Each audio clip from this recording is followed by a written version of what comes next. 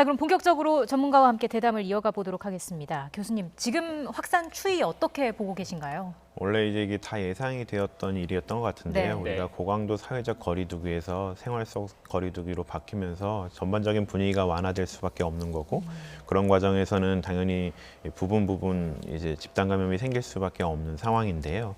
결국은 이 사건에서 우리가 알 수 있는 거는 코로나19 같은 경우는 우리가 약간 방심만 해도 굉장히 많은 환자를 양산할 수 있다는 것입니다. 이제 네. 앞으로 이 이태원발 코로나19의 유행은 조금 더 많은 환자들을 이렇게 양산할 것 같고요. 이런 환자들을 얼마나 신속하게 우리가 빨리 발견하고 격리를 시키느냐가 이 사건을 마무리 지을 수 있는 가장 중요한 요건일 것 같습니다. 네. 코로나19 관련 이야기를 나눠보도록 하겠습니다. 오늘 이 시간대 유난히 현장 연결이 많습니다. 양해해 주셔서 고맙습니다. 네. 감염 사례를 좀 구체적으로 얘기를 해보죠. 지금 보면 홍대 한신포차에서도 확진자가 발생했는데 문제는 이들 모두 이태원 클럽에는 가지 않았다는 점이겠죠. 네, 맞습니다. 그러니까 이번 이제 이태원 클럽발 이제 집단 유행에서 중요할 점은 2차, 3차 감염이 계속 진행이 되고 있다는 거고요. 네. 그러다 보니까 우리가 빨리 이제 확진자를 찾아내지 못하면 다시 이제 대구 경북대처럼 굉장히 많은 환자들이 발생할 수 있거든요. 그래서 그런 것들에 대해서 조금 더 관심을 기울일 필요가 있고, 정말 이제 국민 여러분들이 좀 협조를 해주셔야 되는 거거든요. 이게 계속 숨기지 말고 이제 증상이 발현이 되거나 그 같은 동선에 겹쳤다 그러면 와서 자발적으로 검사를 받는 분위기가 좀 이렇게 이어져야 될 것 같습니다. 네. 네. 또 우려스러운 게 이분들의 거주지를 보면 인천, 경기도 수원, 고양, 김포 이렇게 다양하거든요. 네. 추가적으로 지역사회 감염, 전파 우려도 나오고 있는데 어떻게 보십니까? 지역사회 전파는 되었을 거라고 생각이 들고요. 네. 그러니까 결국은 이제 모든 환자들을 다 한꺼번에 다 찾아내기는 정말 쉽지는 않은 일인 것 같습니다. 대신에 이제 동선을 따라서 그 동선에 접촉됐던 사람들 아니면 그 시간대에 이동했던 사람들에 대해서는 전수조사가 좀 필요할 것 같고요. 네. 그러면서 빨리 이렇게 이 질환 자체가 이제 이 유행 자체가 확산되지 않도록 조금 방역 당국이나 국민 여러분들의 도움이 좀 필요할 것 같습니다. 네. 네. 자, 그리고 확진 판정을 받은 또 한 명은 홍대 한신포차에 방문하고 그 다음 날에 한 볼링장을 또 방문을 했다고 합니다. 거기서 흡연실을 이용했다고 하는데 흡연실을 통한 연쇄 감염 가능성도 있다고 봐야겠죠. 예, 흡연실은 굉장히 위험한 공간이고요. 네. 그 이유가 뭐냐면 굉장히 밀폐된 공간에서 사람들이 정말 많이 이렇게 밀접한 거리에서 있는 상황인 거거든요. 그리고 네. 또 우리가 흡연을 하게 되면 보통 기침과 가래가 생길 수밖에 없기 때문에 네. 결국은 호흡기 증상을 가지고 있지 않더라도 기침을 할 수밖에 없는 상황이라서, 그렇다면 이제 흡연실에서 이제 코로나19의 감염은 굉장히 빠르게 전파될 수 있는 가능성이 있습니다. 네. 또 걱정되는 게 이태원 클럽을 방문했던 확진자 가운데 이제 비슷한 시간대 비슷한 패턴으로 이제 낙원동, 익선동 일대 술집도 찾았다고 하더라고요. 지금 이태원뿐만 아니라 다른 지역으로 그 조사 범위, 조사 지역을 확대해야 하는 것 아니냐 이런 의견도 나오는 것 같은데 어떻게 보십니까? 조사 범위는 확대를 하는 게 맞는 것 네. 같고요. 결국은 그 확진자의 이동 경로에 따라서 전부 다 그 지역들을 조사를 하는 게 가장 확실하게 환자를 찾는 방법이거든요. 네. 그래서 여러 행정력이 괜찮다고 하면 조사 범위를 확대하는 것이 더 바람직하다고 생각을 합니다. 네. 예. 자, 그리고 그 이태원 클럽을 방문한 학원 강사가 확진된 이후에 학생과 학부모 등도 잇따라 감염이 됐습니다.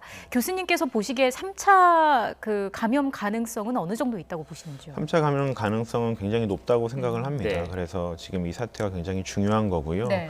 우리가 이제 인천에 있는 그 학원 그러니까 강사분, 그러니까 선생님이 이렇게 거짓된 증언을 하고 그것 때문에 조금 더 뒤처졌잖아요. 네. 그런 일은 이제 발생을 하면 안 되는 거거든요. 왜 그러냐면 우리가 어찌됐건 이제 확진자에 대해서 빨리 이렇게 발견을 하고 그 확진자가 이동한 경로에 따라서 아니면 접촉한 사람들에 대해서 이렇게 격리를 시행을 하고 이제 알려드리고 이런 것 자체가 이제 이런 감염의 확산이라는 면에 있어서는 굉장히 중요한 거라서 그런 것들이 잘 지켜져야 될 것 같고요. 지금은 이제 한 명의 환자로부터 해서 굉장히 빠른 속도로 전파가 되고 있는 상태이기 때문에 조금 더 국민 여러분들의 협조와 그리고 조금 더 적극적인 방역 당국의 이렇게 행동 양식이 좀 더 중요할 것 같습니다. 네.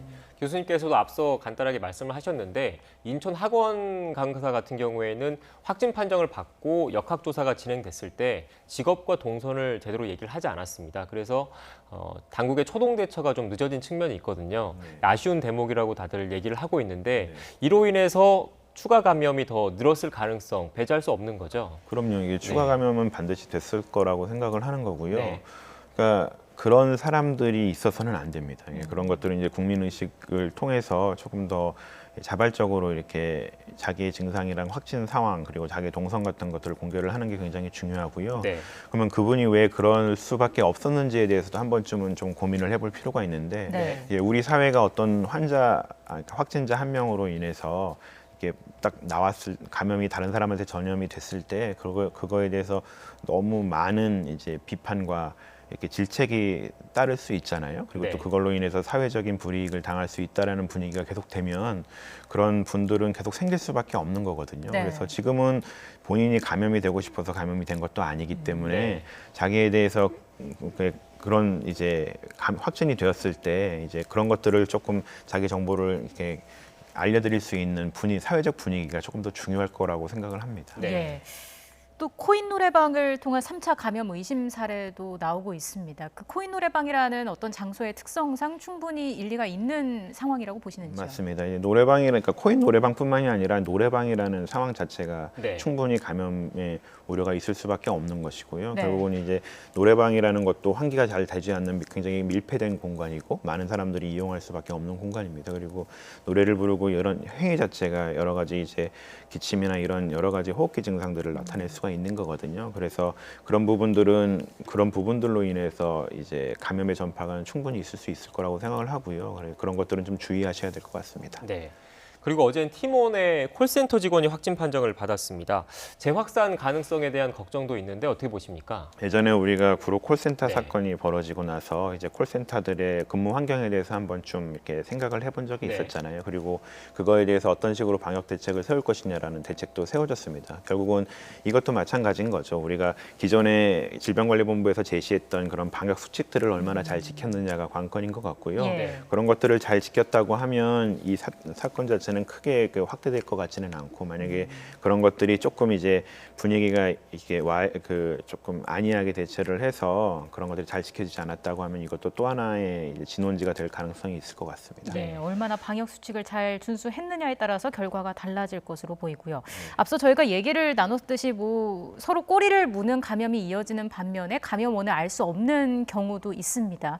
이게 그만큼 무증상 감염자가 좀 많이 있을 가능성을 얘기를 하는 거기도 하겠죠. 네, 맞습니다. 이제 이 바이러스가 조금 특징적인 게 네. 무증상일 때 감염력이 좀 있다는 겁니다. 우리가 지금까지 나온 연구에 따르면 보통 증상이 발현되기 한 이틀 전부터 시작을 해서 증상 발현되고 3일까지 계속 이렇게 바이러스가 배출되고 감염을 시킬 수 있는 가능성이 있다라고 얘기를 하고 있거든요.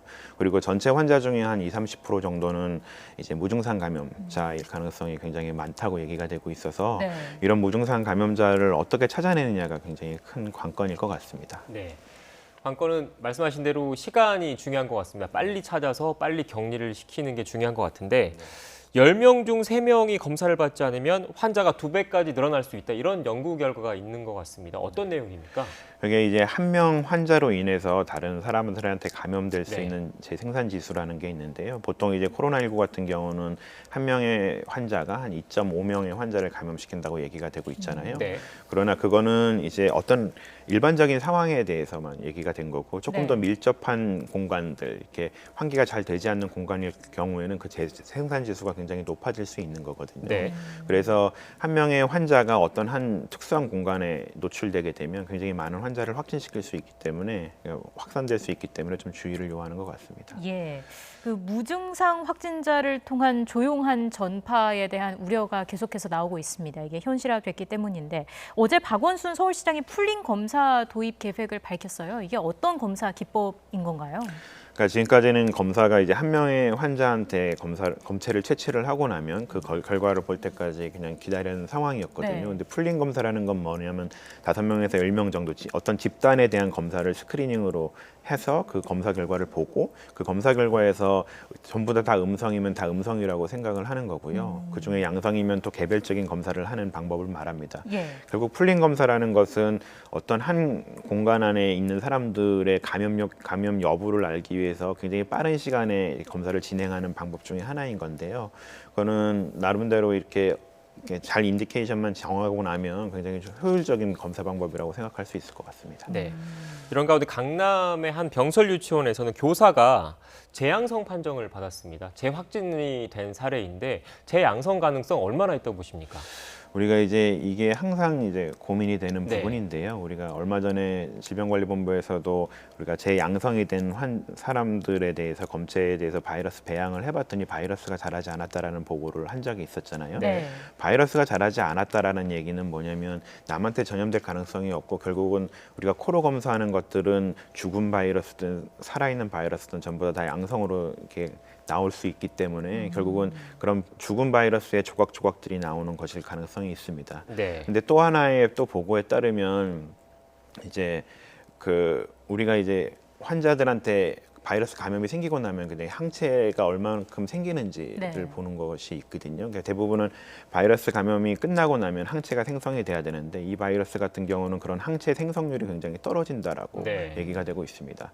우리가 항체 생성률이 떨어진다는 얘기는 뭐냐면 다시 또 재감염의 위험성이 있다라는 얘기거든요. 예. 그래서 아직까지 코로나19에 대해서는 완벽하게 밝혀지지 않았긴 했지만 재활성화라기보다는 재감염 쪽에 조금 더 맞지 않을까라는 생각이 드는 거고요. 네. 그리고 그 외에 다른 증상들이 별로 없는 사람들의 재양성은 죽은 바이러스의 조각들이 나오는 거라고 생각할 수 있을 것 네. 같습니다.